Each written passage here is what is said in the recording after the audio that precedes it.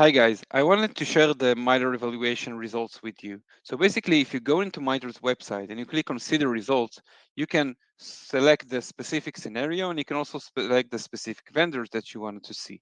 So as an example, let's take a Windows scenario that includes ransomware activity. So we can easily compare Signet with, let's say, Trend Micro and Sentinel-1. And one of the things you'll see immediately is how many detections were counted out of the 40 different attacks that were taking place by the MITRE execution rate team. However, if you see the checkbox here for configuration changes, so basically MITRE allows vendors to run a second, third, or even fourth time the specific scenario. And then vendors can have configuration changes and basically redo the tests now that they know what MITRE is going to test.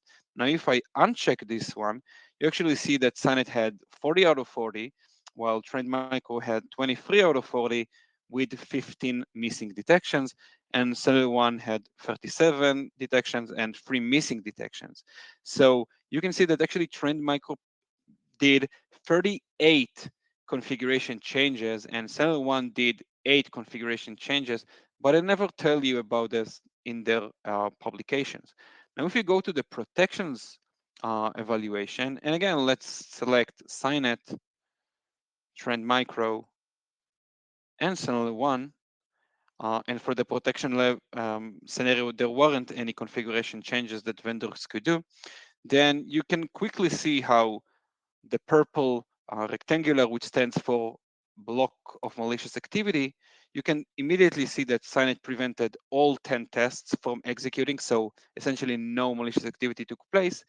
And with Trend Micro, as an example, they had test number 1 being carried out without any prevention, as well as test 5, test 6. So that basically means that they only stopped 7 out of the 10.